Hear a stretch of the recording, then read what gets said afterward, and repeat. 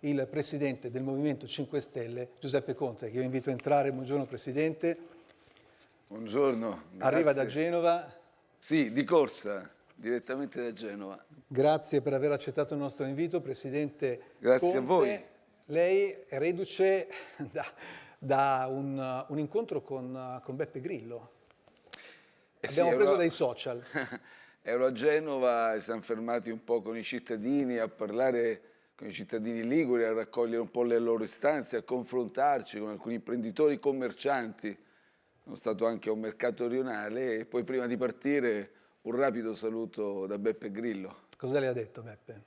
Ci siamo un po' aggiornati su questa campagna elettorale, poi in realtà parliamo spesso a telefono, direi quotidianamente sui temi, sui nostri programmi. Insomma, abbiamo un progetto di trasformazione della società, abbiamo iniziato a realizzarlo già nella scorsa legislatura, in particolare in 5 anni abbiamo realizzato l'80% del nostro programma.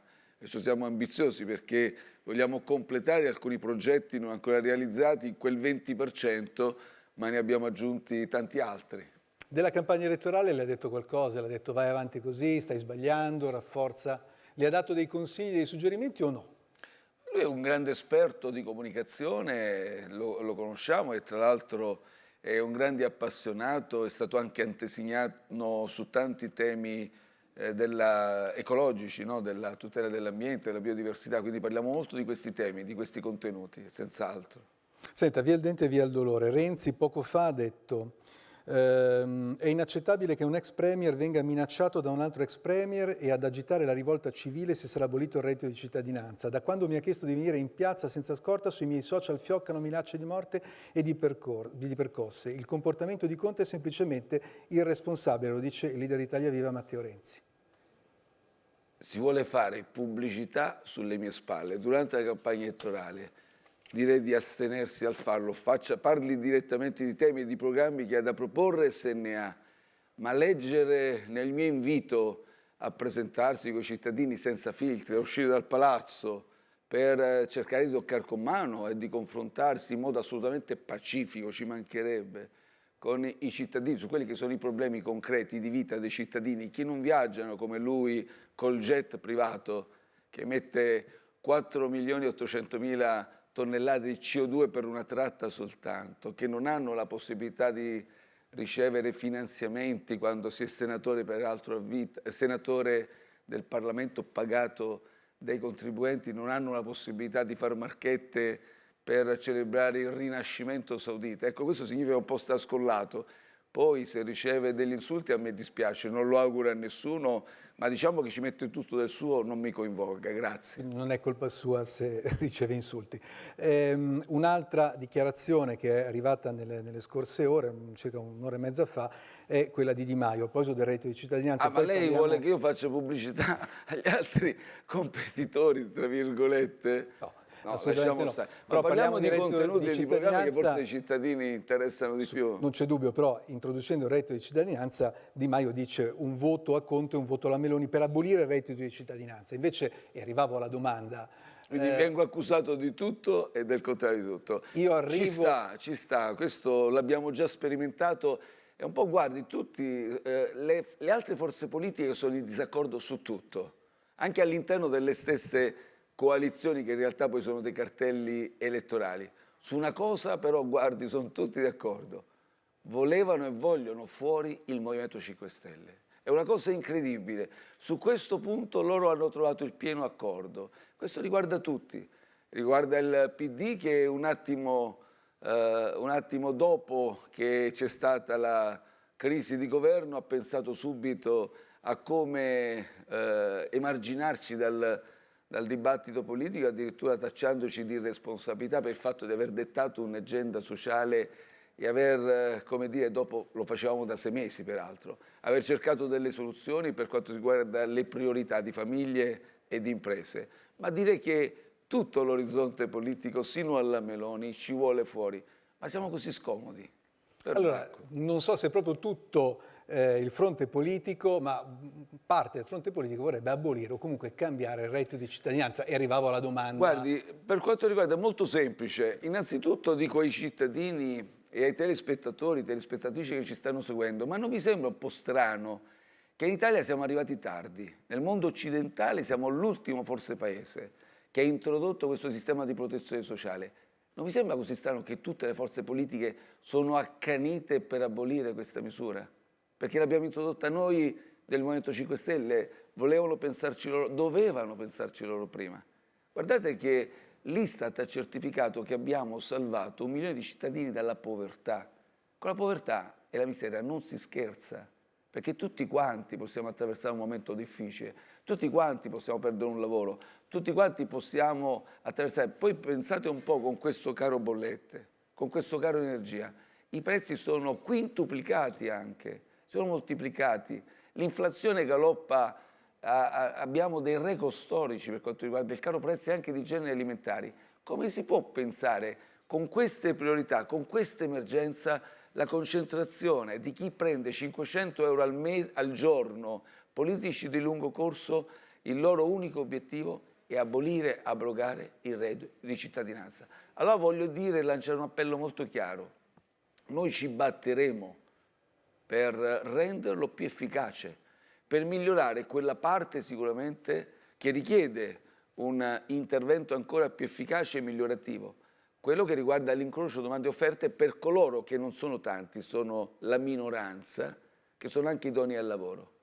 E abbiamo già potenziato questa prospettiva, perché dovete sapere che in questo momento, se un datore di lavoro offre un lavoro a un percettore di reddito, può beneficiare e incamerare la restante parte del reddito sino a 18 mensilità.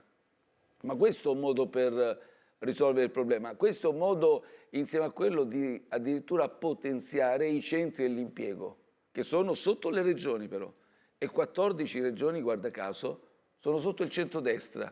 Non hanno voluto toccare un euro degli stanziamenti messi sul piatto a loro disposizione dallo Stato per potenziare i centri dell'impiego, per assumere nuovi impiegati. Ecco, lei ha toccato, Presidente Conte, anche un altro tema che è di strettissima attualità, una vera e propria emergenza che colpisce le famiglie, le attività produttive e anche chi, come San Patrignano, opera e svolge un lavoro fondamentale. Penso a San Patrignano, ma penso alle tante realtà che assistono i ragazzi, i giovani e non solo i giovani in difficoltà. Questa è la bolletta del gas di San Patrignano. Io 10 volte. 10 volte tanto, 10 volte 70.000 tanto, euro, guardi. 730.000 euro. Io ho parlato con i responsabili di San Patrignano sabato, prima che questa notizia diventasse, diciamo, di dominio pubblico, e ho trovato come sempre una grande forza, un grande senso di responsabilità. Loro mi hanno detto: in qualche modo faremo, chiederemo che ci dilazionino l'importo, cercheremo di recuperare i soldi, ma può finire qui, diciamo? C'è un modo per posso aiutarli dire, in maniera... Loro come tutte... Guardi, l'abbiamo detto chiaramente, è stata una delle ragioni di più forte dissenso con questo governo. Perché da febbraio-marzo che noi abbiamo avvertito, l'inflazione a marzo era al 2%, non era ancora esplosa, ma era evidente che si stava ovviamente... C'erano dei segnali, stava scatenando, c'erano dei segnali chiari. Guardi, io quando parlai con Draghi, quando, se ricordate, dissi no al riarmo, nessun miliardo in più per maggiori investimenti militari, anche perché il conflitto non lo risolviamo con una corsa al riarmo. Per pace e sicurezza in Europa e nel mondo occorre ovviamente che lavoriamo per impostare un negoziato, quindi ben altra direzione, non per favorire un'escalation militare. Però a parte questo, chiesi invece un confronto già allora e dissi: guardate che così c'erano, pensi un poco, intere filiere della manifattura già in difficoltà, anche per la scarsità di materie prime. Perché vediamo oggi però a scoprire che c'è un'emergenza legata... Oggi, sa perché le forze politiche... Perché siamo in campagna elettorale? Perché siamo in campagna elettorale. A me alcuni esponenti, io non voglio parlare male dei colleghi, alcuni esponenti adesso parlano anche di scostamento di bilancio. Allora, cosa avevamo chiesto a Draghi? Innanzitutto massimo impegno in Europa, perché adesso interverremo con delle misure tampone come queste, siamo già al TER, al decreto aiuti TER, ma guardate che ogni settimana occorreranno risorse ingenti e non basteranno. Allora o ottieni e ti dai con tutto te stesso, ti concentri sugli sforzi diplomatici per imporre un negoziato di pace a tutte le parti, e questa è una strada per prevenire, L'altra strada è in Europa far fronte comune. Quindi piuttosto che farci concorrenza, perché questo è successo, che non essendoci una visione comune è prevalsa la miopia dei singoli governi. Quindi noi a farci concorrenza con la Germania e gli altri paesi abbiamo ingrassato la Norvegia, abbiamo ingrassato gli Stati Uniti perché siamo andati a comprare gas e in particolare gas liquido, ma siamo fatti concorrenza, quindi il prezzo è salito anche per questo. Invece pensi un po', se ci avessero ascoltato, ci fossimo piantati a Bruxelles, tutta l'Unione Europea concordava un piano comune di acquisto del gas. Leader mondiale, l'Unione Europea, nell'acquisto del gas avremmo dettato le condizioni del mercato del gas a livello internazionale. Stoccaggi comuni e anche il tetto calmieratore del prezzo. Questo riguarda ovviamente il prezzo del gas, non è che ce la passiamo meglio con l'energia, per tutto il discorso ovviamente. Non c'è dubbio. Ecco, fa impressione, al di là delle famiglie, ma poi ci arriviamo perché le bollette riguardano anche le famiglie, fa impressione sentire realtà importanti come queste che dicono anche in questo caso in qualche modo faremo, ci attrezzeremo, ma certo questi provvedimenti che sono stati adottati ci danno un po' di respiro, non risolvono il problema. Dicevo prima, sono provvedimenti tampone. Prima manca la visione a livello europeo e internazionale per andare alle radici, ma veniamo anche al piano interno, al piano domestico. È chiaro che se tu intervieni e non aggredisci il problema creando ingenti risorse finanziarie, qui non ne usciremo ovviamente da questa emergenza così sfidante dal punto di vista economico e sociale. Allora noi dobbiamo creare come queste risorse? Noi per primi abbiamo parlato di tassazione degli extraprofitti, ma una tassazione vera, perché che cosa succede? Che questo è un momento in cui addirittura si creano delle profonde diseguaglianze.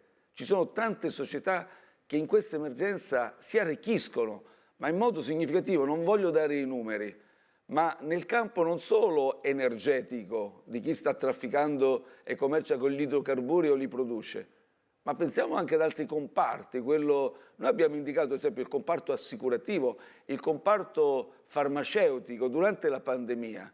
Cioè, per spiegare bene a coloro che ci ascoltano a casa, durante ad esempio il lockdown noi la macchina l'abbiamo tenuta ferma, eppure abbiamo pagato i premi dell'assicurazione. Certo. C'è stata una simmetria, guadagni da una parte che diventano speculazioni e dall'altra invece noi abbiamo continuato a pagare.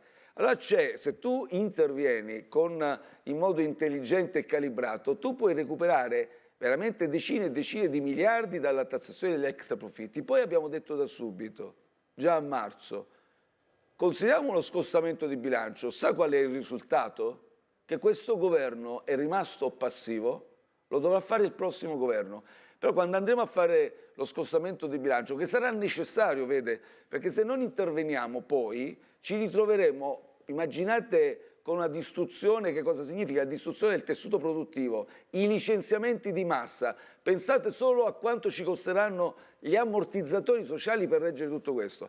Allora lo scostamento diventerà necessario, soltanto che se prima lo facevamo in una cifra contenuta, intelligente e davamo un segnale chiaro ai mercati di aver sotto controllo il nostro indirizzo di politica economica e sociale in un quadro stabile del quadro di finanza pubblica, arriveremo invece che dovremo fare uno scostamento mostro e allora potremo davvero andare in difficoltà, pagheremo un costo salatissimo.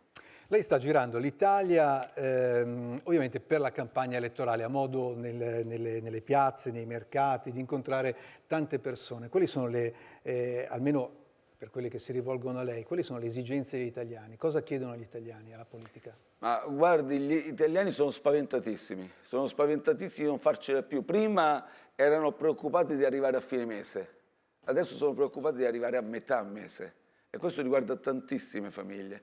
E devo dire la verità che il ceto medio oggi si è impoverito. Non esiste più, anche 2 stipendi oggi una famiglia non sono sufficienti per far fronte a questi rincari dei prezzi dell'energia, generi alimentari, abbigliamento, tutto.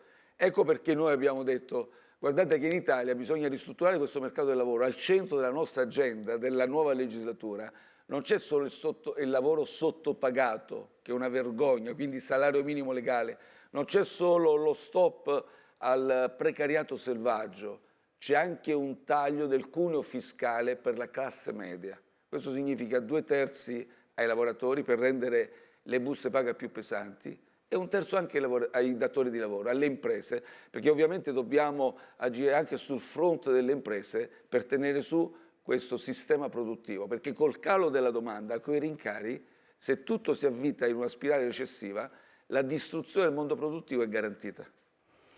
C'è anche un altro tema che però non è comparso molto in campagna elettorale, anche a dispetto dei fatti di cronaca drammatici che sono avvenuti in queste settimane, che è quello dell'immigrazione. Un'immigrazione che non controllata e non gestita provoca morti, provoca disperazione, oltre che poi degrado nelle realtà. Ma questo è l'ultimo passaggio. Prima ci sono i bambini che muoiono in mare, prima ci sono le famiglie che non riescono neanche ad arrivare in Italia. Guardi, il tema dell'immigrazione è un capitolo complesso che si coniuga con la sicurezza, con la domanda legittima di sicurezza di tutti i cittadini. Anche se ovviamente il tema della sicurezza è più ampio e non lo possiamo solo ricondurre a degli immigrati che vengono in Italia. Allora, per quanto riguarda la gestione dei flussi migratori, noi dobbiamo ovviamente lavorare con l'Unione Europea per avere accordi, partenariato tra uguali, con paesi dove origina e dove c'è il transito di questi traffici, che sono traffici che ovviamente dove si approfitta della gente disperata, e questo noi lo dobbiamo evitare. Lo dobbiamo evitare questi viaggi della disperazione per mare, con tutte le conseguenze ovviamente di morti, di disperazione che c'è. Nello stesso tempo io ho cercato di farlo capire, io ho lavorato con la Lega nel Conte 1, l'ho detto più volte e continuo a ripetere. Le ricette della destra su questo sono assolutamente inadeguate, prima perché col blocco navale non risolvi nulla e non si può neppur fare perché è contrario al diritto internazionale e comunque non lo risolvi il problema, ma non lo risolvi neppure, come diceva Salvini, quando teneva qualche giorno in più in mare per poi comunque uno sbarco che andava fatto e comunque deve essere garantito anche quello. Allora qual è il tema? Ecco perché deve aggredire a monte con il problema, lo deve andare ad affrontare alla radice, cercando ovviamente con un partenariato tra uguali di evitare che si creino queste rotte della disperazione. Quando arrivano qui poi c'è un problema della integrazione. E le politiche dell'integrazione qui bisogna riconoscerlo, si è fatto ben poco in Italia, un po' da tutti i colori politici, da tutti i governi. Per esempio noi siamo, e lo voglio dire anche ai cittadini perplessi, io sono contrario allo ius soli. Lo ius soli significa che tu acquisti la cittadinanza per il fatto di nascere in Italia, è un paese di transito, non ha senso. Invece lo ius scholae, dove ci sono i nostri compagni, i compagni di classe dei nostri figli, che parlano con loro dopo 5 anni, vengono ai compleanni dei nostri figli, i nostri figli vanno ai loro compleanni, mangiano insieme le merende, eccetera. Loro diventano cittadini italiani già di fatto, parlano la nostra lingua meglio di noi che siamo adulti. Allora lo ius scholae per loro sì. Il problema della sicurezza, il problema della sicurezza non riguarda solo le città, non riguarda solo le periferie. Spesso i centri storici sono ancora più pericolosi di alcune periferie, le campagne, centri sperduti. È un problema generale, come lo assicuriamo? Ovviamente occorre una politica seria di prevenzione e non solo di repressione. Quando sento dire Salvini, allora avremo 10.000 agenti, ma non è che lo risolve il problema aumentando i costi. Poi per carità dobbiamo rinforzare l'intervento repressivo, ma c'è un intervento preventivo. Per esempio, una cosa che delle volte si trascura, che le nostre periferie, se videosorvegliate e ben illuminate, già dai un segnale diverso rispetto all'abbandono, al degrado, e quindi le amministrazioni comunali possono molto. Poi ovviamente io l'ho visto anche con molte amministrazioni del Movimento 5 Stelle. Noi siamo riusciti a risolvere dei problemi dove c'erano concentrazioni di accampamenti illegittimi, eccetera, senza necessariamente fare esibizioni muscolari. A Torino, a Roma. A Roma la Raggi, che è stata tanto attaccata dai mass media, mentre adesso vediamo che l'amministrazione, i problemi sono rimasti quelli ma nessuno ne parla, sono gli stessi problemi seri che a Roma, ha mandato via dopo decenni. Io mi sono meravigliato da Presidente del Consiglio di scoprire che i Casa Monica avevano occupato abusivamente ville, villette, spazi, e assolutamente tutte le amministrazioni che nel corso di decenni si sono succedute non sono stati capaci di mandarli via. Ecco, questo bisogna fare. L'Appendino a Torino ha, come dire, reso molto più sicure tante periferie senza mandare le ruspe, senza fare esibizioni muscolari. Il problema della sicurezza è un problema comune, affrontiamolo seriamente. Allora, dice che la stampa è stata cattiva, io sintetizzo e banalizzo, No, con no, la no, è stato- Raggi ed è più buona. certo. Dovrei chiedere perché secondo lei? Perché non c'è libertà di stampa in Italia, quindi la stampa, diciamo, è... Questa è una domanda molto complicata, Vabbè. ovviamente, per una risposta breve. Poteri forti, interessi che si muovono Sicuramente intorno ai adesso giornali, alle è evidente televisioni. che ci sono, per quanto riguarda la stampa, sono discorsi diversi, il sistema televisivo e stampa. Se dobbiamo fare un discorso serio in pochissimi secondi lo riassumo così.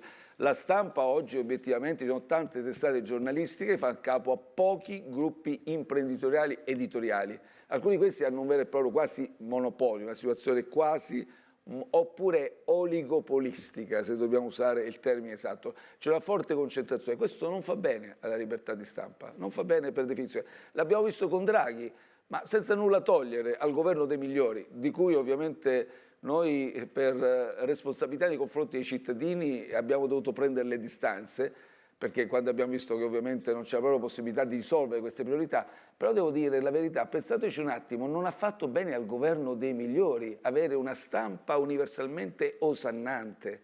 Se la stampa, anziché inginocchiarsi e genuflettersi, in mano soprattutto, parlo dei grandi giornali, che quindi osannavano qualsiasi tocco di Draghi, qualsiasi passaggio, se fossero stati invece come negli altri paesi, un po' più incalzanti sulle soluzioni concrete, forse in Europa ottenevamo qualcosa, veniva pungolato Draghi come l'abbiamo pungolato noi a ottenere qualcosa, e forse anche sul piano interno, anziché... Hanno trattato meglio Draghi di lei? Ma guardi, non è importante Conte, Draghi, io non mi sto qui a lamentare, non mi troverete mai vittima o con questo fare vittimistico. È ovvio che il contesto è stato completamente diverso, non c'è dubbio, ma non è questo, non è che adesso Diciamo mi sto lamentando, d'attenzione. dico che la stampa avrebbe potuto aiutare, come abbiamo fatto noi nel Movimento 5 Stelle, l'interesse dei cittadini a incalzare ovviamente Draghi per una maggiore determinazione e coraggio sulle soluzioni da offrire al Paese. Allora, in una battuta, il canone Rai lei lo abolirebbe? Allora, io non sono per l'abolizione del canone RAI, sono però per assicurare ai cittadini che sono a casa la fiducia di pagare un canone con una controprestazione adeguata. Controprestazione adeguata, sa che significa? Significa innanzitutto una TV che fa servizio pubblico, informazione corretta e realmente pluralistica e non in mano alle forze politiche di turno o in mano, come è stato nell'ultimo passaggio, sempre col governo dei migliori, in cui abbiamo visto che addirittura le direzioni delle testate sono state decise a chigi con una lottizzazione così clamorosa e spudorata, visto che ci si preparava per la campagna elettorale. Una lottizzazione a cui noi orgogliosamente non abbiamo partecipato, ma non è questo, non è il problema di una forza Il politica. Movimento 5 Stelle non ha lottizzato la Rai. No, assolutamente no. È notorio che non siamo stati chiamati a chigi e siamo stati assolutamente eccetera. Quando c'è stata la responsabilità, il Movimento ha dato delle indicazioni privilegiando delle professionalità interne. Però guardi, in prospettiva futura, noi siamo convinti, e questo è una delle riforme che non abbiamo ancora realizzato, noi saremo i protagonisti di una soluzione che veda la politica fuori dalla RAI. Siamo assolutamente convinti che quella sia la strada per assicurare una più corretta e pluralistica informazione a tutela anche sua personale. Lei è un giornalista che deve avere la tranquillità, la sicurezza di avere in una testata in cui non ci sia una minima influenza della politica, come ci sono delle soluzioni, ci sono delle come hanno fatto anche all'estero. Possiamo fare il modello per esempio inglese, ci sono altri modelli, però studieremo insieme, faremo insieme, discuteremo e cercheremo di calzare tutte le forze per una riforma della RAI. Mi consente un'ultima domanda da avvocato, quindi non le chiedo un commento mi fa tornare... Le faccio tornare alla sua professione, anzi apriamo una parentesi visto che torniamo indietro col tempo. C'è qualcuno che l'ha delusa, lei era un avvocato, aveva la sua carriera di successo, insomma a un certo punto entra in politica, immagino tante promesse, tante speranze, tanti amici che insomma l'avvicinavano dicendo crediamo in te, ti appoggeremo fino alla fine. C'è qualcuno che l'ha delusa in maniera particolare? arrivati a questo punto della sua avventura anche politica, diciamo così, la sua esperienza politica, è più corretto, qualcuno che lei oggi dice, ecco, da quella persona non me l'aspettavo? Guardi, sicuramente la delusione è stata forte dai compagni di viaggio che hanno lottato per principi, valori, ideali, per delle battaglie politiche e addirittura quelle battaglie poi sono all'origine del mio impegno politico. Cioè sono battaglie così giuste, principi così giusti, irrinunciabili, non negoziabili, che io stesso mi sono messo in discussione e quindi ho accantonato una vita professionale che obiettivamente era gratificante tra impegno universitario e impegno da avvocato professionale. Anche dal punto di vista economico, immagino. Vabbè, di quello proprio non parliamo perché stiamo tra 1000 e 0. Però detto questo, questo non ha importanza. Guardi, io non ho mai fatto scelte per ragioni economiche. Anche da avvocato, anche nella mia vita professionale ho cercato sempre di combattere, insomma. Qualcuno ci fa un nome? Qualcuno che proprio l'ha delusa? I compagni di viaggio che sono andati via, i compagni di viaggio che all'ultimo hanno pensato di buttare a mare queste battaglie, non mi faccia fare i nomi perché sono tutti quelli che sono andati via, tutti quelli che hanno pensato di abbracciare, di costituire un partito elettoralistico all'ultimo minuto e rientrando nel doppio mandato. E anziché dimettersi hanno pensato di assicurarsi una carriera politica futura. Peraltro, attenzione, c'è modo e modo per farlo. Il fatto di dire che lo fai perché non condividi più i principi e i valori è molto triste. Questo mi è dispiaciuto molto sul piano personale. Torniamo alla domanda, ma davvero una battuta, Presidente Conte, da avvocato. C'è un caso che, peraltro, il Movimento 5 Stelle conosce perché il Presidente della Commissione Affari Costituzionali, Giuseppe Brescia, ha seguito l'iter della commissione d'inchiesta, no? Che doveva portare la commissione d'inchiesta sulla scomparsa di Denise Pipitone. Denise è una bambina di 4 anni che nel 2004 viene rapita, lo Stato ha perseguito, diciamo, dei presunti colpevoli che poi sono stati scagionati. Conosco bene il caso, sì, l'ho seguito. Perfetto. Non direttamente, ma come tutti i cittadini. Come tutti gli italiani che certo. Peraltro si chiedono perché lo Stato italiano a un certo punto rinuncia a stare dalla parte delle vittime, perché lo Stato italiano a un certo punto dice vabbè, hanno rapito una bambina, ne abbiamo preso atto, non sappiamo chi è stato, tanto in bocca al lupo ai genitori che a questo punto devono cercarsi la bambina da sola. Perché non c'è qualcuno ancora oggi? Perché lo Stato non cerca Denise, la piccola Celentano e le persone che hanno subito un torto, un'ingiustizia? Allora guardi, tocca un tema che poi è al centro della nostra battaglia nel campo della giustizia, perché il Movimento 5 Stelle credo che sia l'unica forza rimasta a sostenere questa prospettiva. Quando ci sono delle persone che ricevono una forte ingiustizia, in questo momento ci sono dei genitori privati della propria figlia, c'è stato un rapimento e non hanno ancora la prospettiva giudiziaria di quantomeno sapere quale sorte c'è, avere verità e giustizia, una sentenza che passi in giudicato e certifichi ai genitori è accaduto questo. Ecco, questo significa quando lo Stato non riesce ad assicurare una risposta del genere a chi domanda giustizia, è uno Stato che abdica, che rinuncia a una sua funzione essenziale. Ecco perché ci avete visto sempre contro la prescrizione. Tra l'altro con la riforma Cartabia da ultimo ha ribaltato quella che era una nostra impostazione con la riforma Bonafede. Cioè non ci può essere anche un processo, deve terminare con una sentenza che non sia mai di prescrizione. La prescrizione sapete cosa significa? Significa che lo Stato dice alle vittime del reato guarda, tu hai ragione a chiedere giustizia, ma è passato tot anni e siccome sono passati tot anni, per me adesso non è più importante la tua richiesta di giustizia, è più importante il fatto che la chiudiamo qui e noi passiamo ad altro, tu resta pure dove non sei. Non esiste, noi ci batteremo sempre per questa, perché uno Stato risponda al desiderio, all'istanza di giustizia, perché guardi, è proprio il bisogno di giustizia, non solo i genitori, ma avvertito immagino da tutti i cittadini, telespettatori che sanno del caso di Denise Pipitone e di tanti altri casi come la Celentano e tanti altri. Io ringrazio il Presidente del Movimento 5 Stelle, Giuseppe Conte, per essere stato con noi. La lasciamo i suoi impegni di campagna elettorale. Grazie.